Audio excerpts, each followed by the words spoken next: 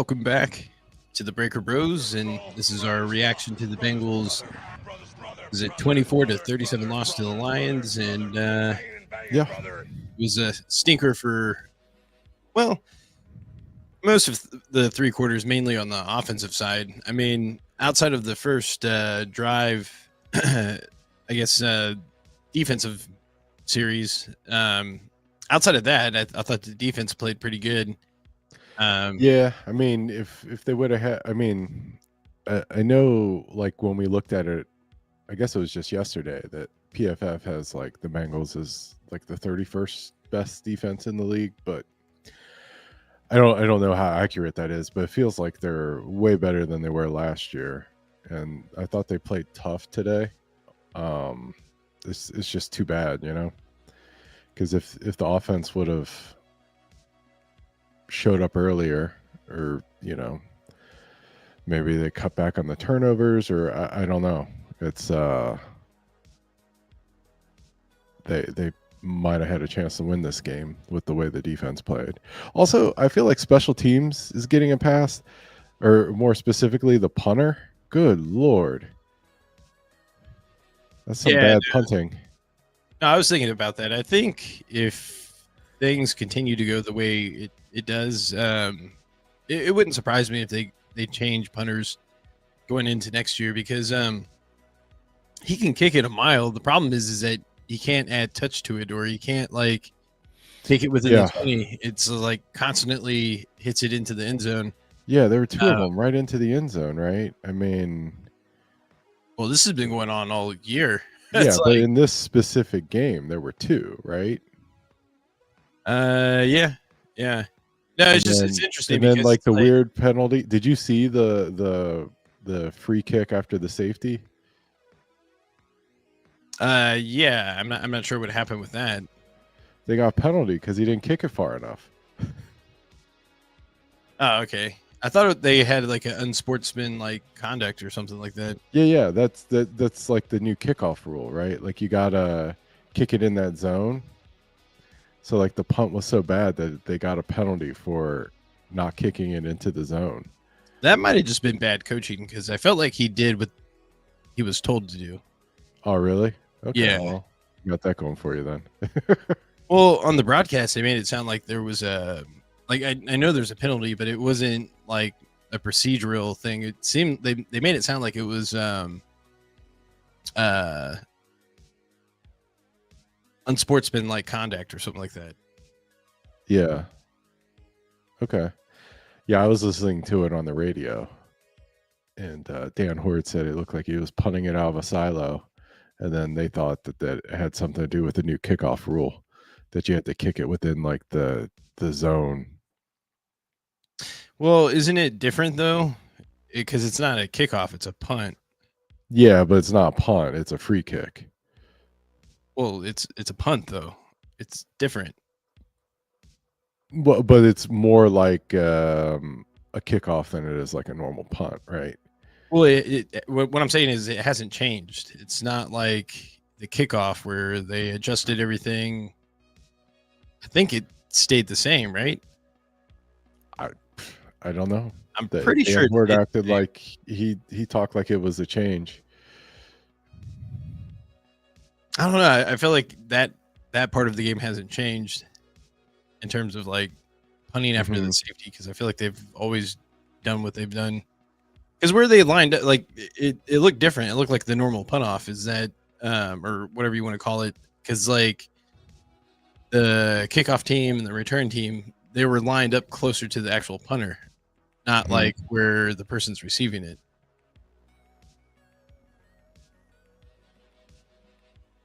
Because on a kickoff, where everyone's lined up is closer to where the special teams, that's the return team, returners, they're lined up closer to the returners.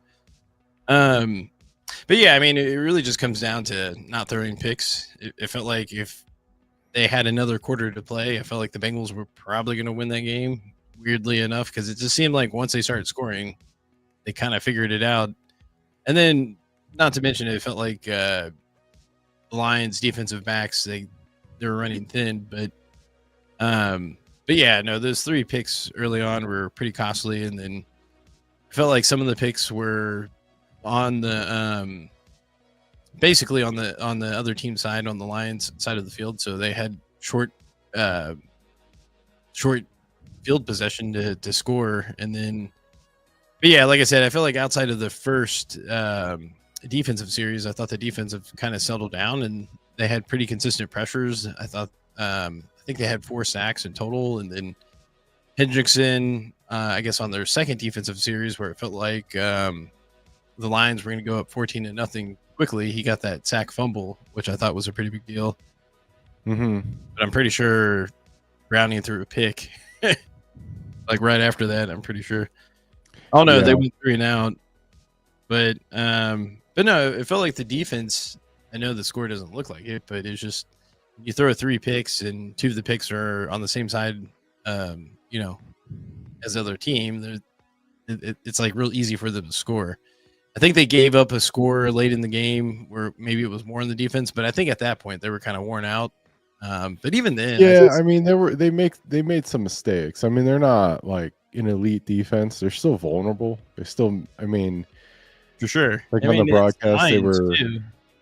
Yeah, but I mean, it's one thing if you get beat, but it's like another thing. There's just like it looked like there were some blown coverages, and yeah, there's one in particular. I think Knight looked like he was supposed to stay on the tight end, and he let him go, and yeah, it was like a 30-yard conversion or something like that. I felt like he got benched. I'm not sure if he got hurt, but I noticed he wasn't playing that much in the second half, so I felt like he got benched. Mm-hmm. Yeah. Just not a good game altogether. I don't know. Jamar Chase is like, oh yeah, that guy's really good. Well, I felt like with some of the picks that Browning threw, he definitely forced it. And so the one pick he threw, where he threw it, like the guy that picked it off was like right in the middle of the field. Oh yeah. He was talking about that in the post game interview, and he was like, "Yeah, I read it as I was supposed to throw it inside, so I threw it inside." Yeah, I don't understand that because if that was the play where I felt like they had really good protection on that play because it felt like he had forever to throw it. Yeah, and I felt like Jamar was wide open. Huh? I said I felt like Jamar was wide open on that play. If he would have threw it along the sideline, that would have been a touchdown. Oh, okay. I didn't notice that. The one I'm thinking of where like it took forever, like he had plenty of time, and then he tries to throw it into like I think he tried to throw it to Gesicki, but then like the linebacker dropped back and picked it off. But like the whole time I was like, Sample was like triple coverage. Yeah, I think Gesicki was like the only one covered on that play. But I thought he was just in general, check it down to get it close to like the first down, and at that point you might go for it on fourth. It's like it feels like he had a combination of not seeing it, making wrong decisions, and then like even when he was making the right decision, like the accuracy was just like bad. Yeah, I think it was his third interception where he threw it in. It was like towards the end of the half, and he threw it to Chase. It was like double covered.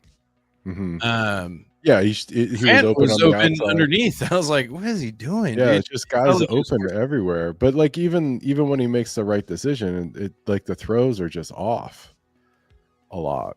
A little bit. He had some good throws. I mean, like in the fourth quarter, to Higgins, but it was a good play by the defensive back. He got his hand in there to knock the ball out, but that was like an excellent throw. Well, that's the first touchdown to Chase was like, where was that all game? That's like that was a phenomenal throw. It was just like, if you can do that, how come you can't just like stand there and throw it to the running back 5 yards away and hit him in stride? Well, I thought it was pretty interesting because I saw some of the comments on Twitter. Apparently, Zach Taylor's taking all the blame for the play calling, but it's weird because like I definitely felt like that the last couple of weeks, but this week it was like, okay, maybe it's more Jake Browning because like the more I think about it, there's people open. He's just not throwing it to the right people, and it's just like he's not seeing things. Even when he throws it to the right people, like he's throwing it like to the wrong shoulder, to the wrong side of the field, to the wrong half of the field. I mean, I get what Zach Taylor's doing, right? Like, you're trying to take the heat off of Browning, because like there are no other options, right? It felt He's like the best we can do. when the game started to open up a little bit more, they were actually starting to expose the middle of the field more on like crossing routes, which should be like the Bengals' strength. If you look at like their offensive weapons in terms of their receivers and tight ends that are basically receivers, it's like something they figured something out in the fourth quarter, because like, you know what they figured out? They hit that 5-yard shovel pass in the fourth quarter. Yeah, I did notice that. I was like, ooh, it was like shovel pass. Like, there it is. 5 yards, right? Yeah. I think he may have even got more than 5 yards. But even that, that was another thing I noticed. It felt like they took Chase Brown, and they kind of made P. Ryan more of like the lead back, especially when I guess they were down multiple possessions. It seemed like they had more efficiency with P. Ryan on the field. Yeah, I don't know that I disagree with that. Because I mean, if there's not going to be enough room to run around, then maybe you need the guy that is more of a power back to kind of push through it, right? Well, I think the thing with P. Ryan is that he's a equal amount of threat to run as he is to catch the ball. Yeah. Whereas I don't think Chase Brown has really established himself as like a threat, either like running the ball this year or even catching the ball out of the backfield. So I don't know. It seems like they can get away with more with P. Ryan on the field in terms of like disguising certain things. Because I've noticed like he had some pretty decent runs. Because it just seems like he's more direct. Like he doesn't wait for a big hole to open. He just like runs the play fast and with force. And if the offensive line doesn't really have hesitation either, it's just more or less like, it just felt like P. Ryan was hitting the hole way faster than like Chase Brown. I'm not being critical of Chase Brown, I'm just saying, like, it feels like P. Ryan, he gets the ball and he just attacks. And then when he gets the line, he brings a load. Size in general. Like, I just don't think Chase Brown is set up to be like the lead back. Like, you need someone that's a little bit more stout, kind of like a Mixon. Well, no, I'm not saying that. I'm saying like right now, like while they're trying to get things. Well, yeah, but what I'm saying is when they're trying to get it sorted out, and the offensive line is struggling to open holes and the running game struggling, maybe put in more of the power guy until things kind of settle out, and you mix Chase Brown back in. Here's the deal. I mean, like, Chase Brown, he is like super dynamic, and he can take the ball to the end zone or hit that home run play, whatever. Yeah. But I just don't think he's a lead back is what I'm getting at, because like I'm watching all these other games, before and during the Bengals game or whatever. Mm-hmm. And like the one thing that I've noticed, especially with most other teams that have a starting running back, is that they deal with very similar issues that the Bengals deal with, right? It seems like overall, defensive lines trump offensive lines more often than not. So you have to deal with a lot of stuff. And I've noticed a lot of other starting running backs, they're able to, at least break one tackle and get past the line of scrimmage and just get a few yards. Whereas Chase Brown, it just feels like sometimes when he gets wrapped up, it's just like he's done. He doesn't have like that momentum to push people off. But like, but yeah, no, I've noticed a lot of the other starting running backs that have that quality where, kind of like P. Ryan, right? When he runs it, it's to your point, he's just downhill. And I think Chase Brown runs downhill, but he just doesn't have that mass to push the pile forward those couple of yards. He seems like he gets caught in quicksand or swallowed up in the hole and can't push it forward like some of the bigger backs. And I feel like you need to start a running back that can do that. And that would kind of keep the defense a little bit more offset and let Chase Brown be kind of more of like where you're going to catch people off guard in a different way. He has to be a little bit more of a complimentary back. Mm-hmm. And I didn't think it would be like this, but it's clearly like there's something to it. Cause like when P Ryan stays in, like it just felt like the offense was just moving a little bit more, and it was just like they're getting the easy plays that you should get, whereas like easy plays felt really hard. Yeah, to me, I think it's I see it as like situational. Like I think that the offense has been struggling with rhythm, with staying on the field, with blocking, and I feel like P Ryan's probably what he's good at can solve a lot of those problems. And neither guy is really finding much room to like break off big runs. So if you're kind of capped, like if Chase Brown can't get past the line of scrimmage because they're not blocking, then if both guys are only going to average 3-4 yards a carry, then you're better off with a guy that's like the better blocker and can do some other things in terms of catching the ball until things start to click better. Then I still think Chase Brown should be getting more carries than P Ryan, but I think maybe it's like 60-40 kind of thing and not like 95-5 kind of thing. So I think you put you put Chase Brown, you get closer to the red zone. Remember like how Marvin had that thing where I think it was with Hill and Gio Bernard. It felt like depending on where part of the field they were at, that's what running back would play. Yeah. And I feel like we're kind of like in that situation. It's just too, it's like the way the Bengals run their run offense. It's very it's not that successful. It's like it takes a lot. So I just don't think Chase Brown is the running back. Like I thought it would be a little bit different, or it probably would be a lot different if Burrow was starting and playing, because I think there would be more of that threat to have that downfield or that big play opportunity with the different weapons that they have on offense. But you don't really have that with Browning until he starts showing it a little bit more, right? Because it felt like once they start scoring a little bit more, it felt like the defense started to tense up a little bit because they knew they had that big play threat, and they were starting to kind of like dink and dime a little bit. Yeah, and that's where I felt like the crossing routes started to come alive because Yosivash, like he had some pretty good. Yeah, I feel like he had like I mean I don't know if this is his best game as a pro, but it felt like he really unlocked it. Like they finally figured out that like, well, the defenses are all tracking Higgins and Chase. You got to make them pay with Yoshibas to kind of make them show different coverages, and then you can go back to the prime guys once you hurt them a little bit. I mean that crossing play that he ran where he like ran past the defense and got, it wasn't a ton, but like 15-20 yards, but the offense really needed that. And if they can do more of that, I wish they had like one of those laterally quick slot type guys.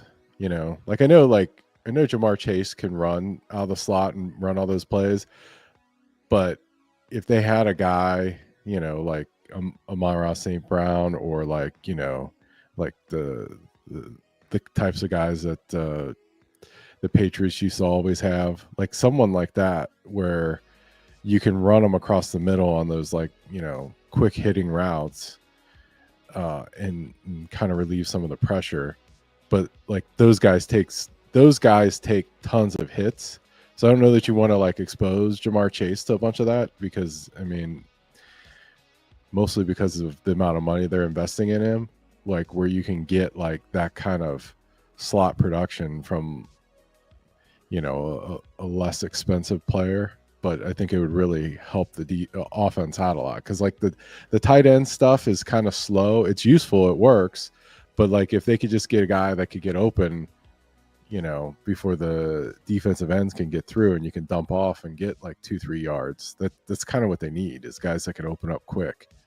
I think going forward, I would still like them to bring in another quarterback, a veteran quarterback, even Russell Wilson. Like I'm down for it.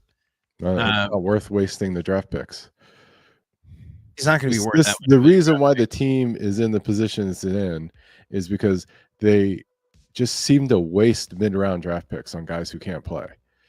And it's just like, I mean, well, I'm in the here and now. Like, I feel like the team is still good enough to make the playoffs, and it was to me, it's like, had they had just a competent quarterback for 4 quarters, they wait, I thought you said Russell Wilson. We're talking competent quarterbacks now. Who are we trading for?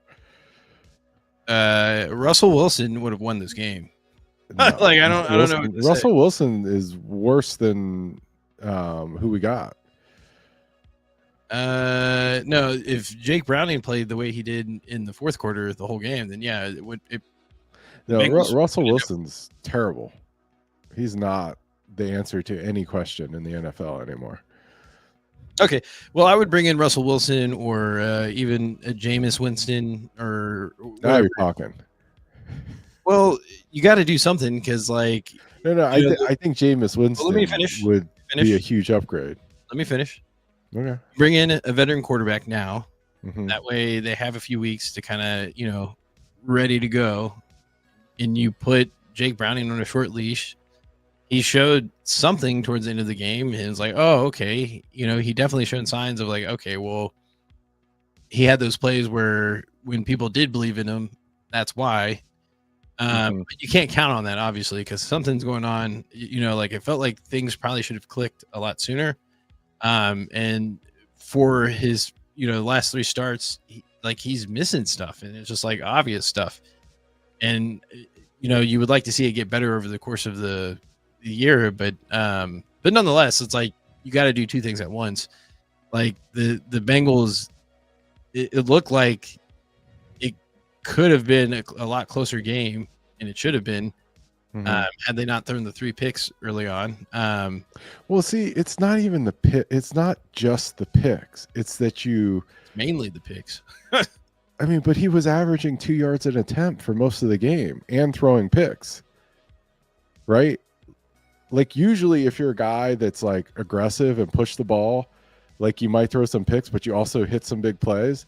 But to like average 2 yards an attempt and throw a bunch of picks, it's like the worst of both worlds. You know what I mean? Yeah, but I mean, because if you trade all for of his Jameis picks Winston, you will also have. They scored off of them. I think they scored 21 points off of his turnover. So it's like they were all costly, or maybe it wasn't 21. Maybe it was like 17. Yeah, but I think they got a field goal on one of them. But it doesn't matter the way he was playing in the first half. Even if he had no picks, he was averaging 2 yards an attempt.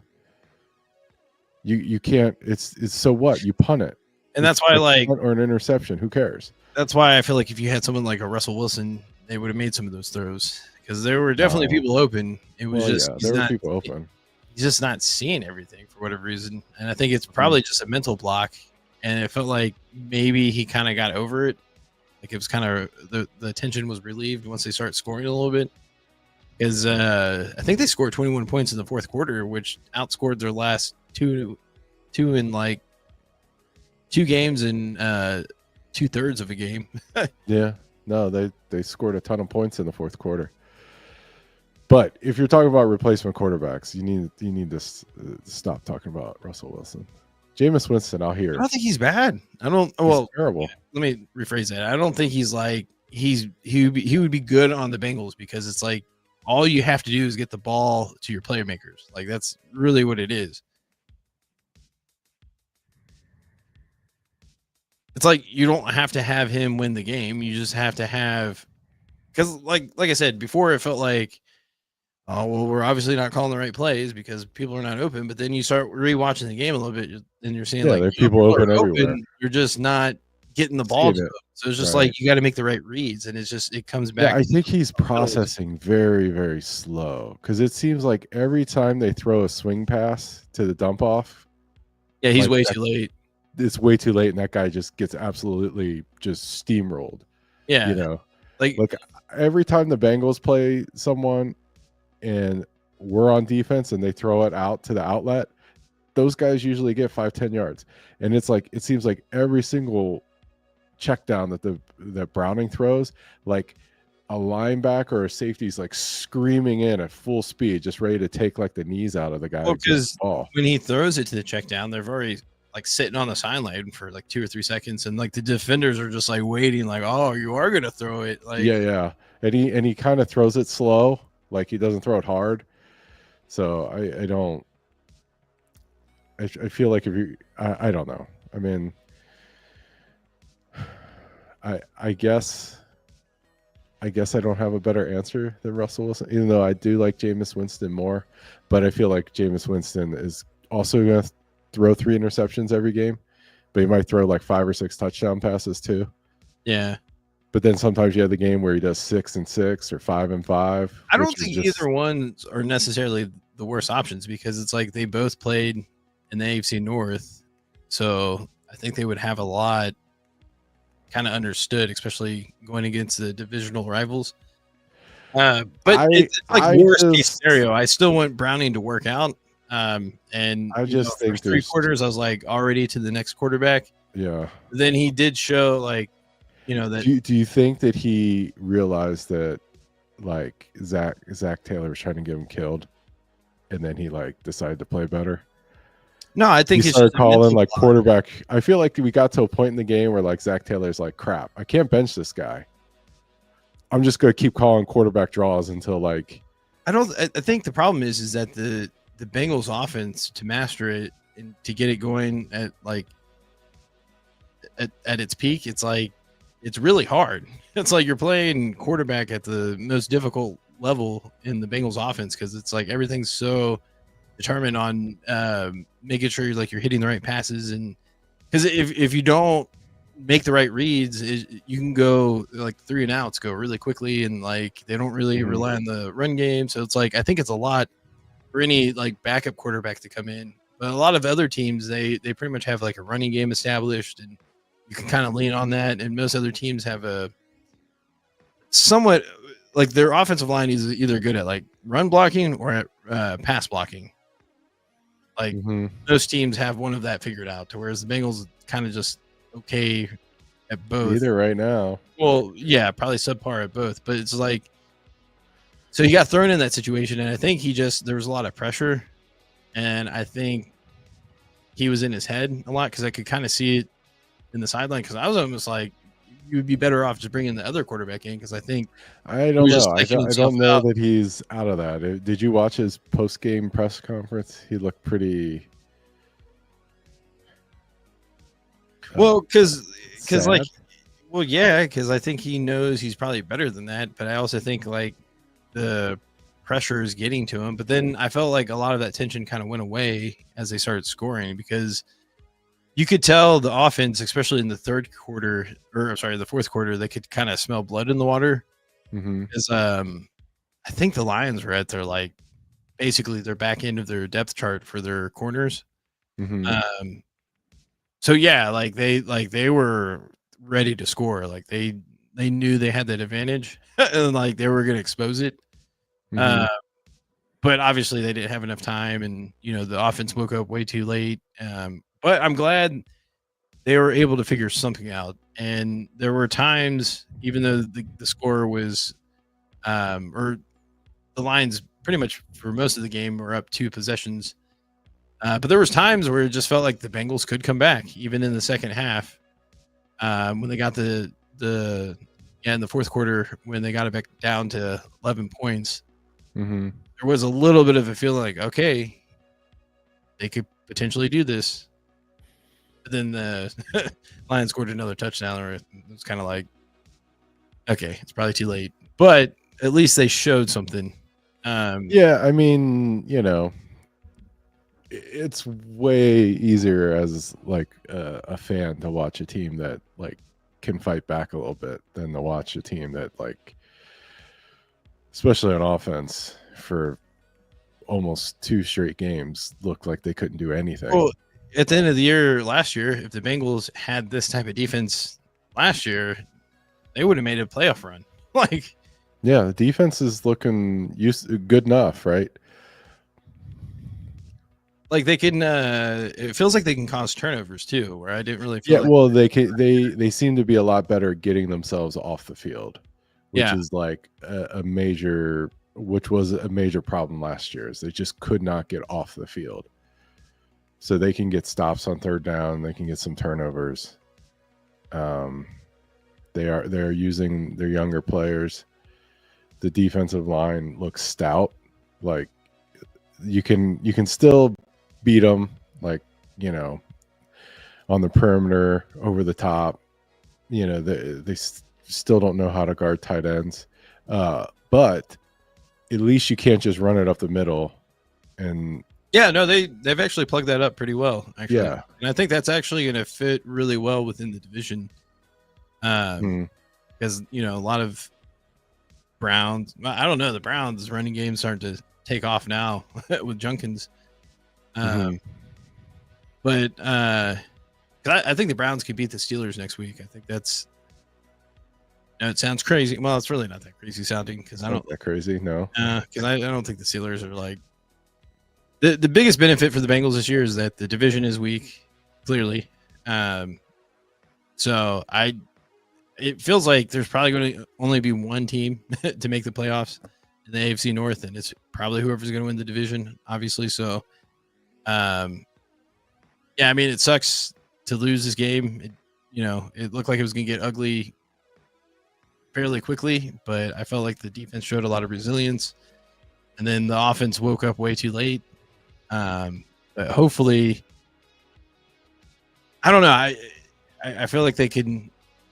I feel like they could beat the Green Bay Packers, but it's going to be tough, especially on the road. Yeah, we'll have to talk about that later. Yeah. Well, I guess, is there anything else you want to add to this exhausting loss? I mean, they should have done a shovel pass in the first quarter. Well, unlocked everything. Yeah, they should have done a shuffle pass when they were on the 5-yard line when he threw that pick on. When he threw it to Jamar Chase on the sideline, and I think they caught it, or it was intercepted on the 15-yard line, or because they were basically in the red zone. But no, that would have been a perfect time to run a shovel pass. Yeah. But yeah, shoveling, man. What's that? I said, just keep shoveling. Yeah, they'll probably expand on it. Yeah. I predict they'll have another shovel pass next week. Yeah, keep the streak alive. But not only will I predict they'll have one, I'll tell you the player. It will be Jamar Chase. Oh, shovel pass to Jamar Chase. Yeah. Nice. All right. Peace.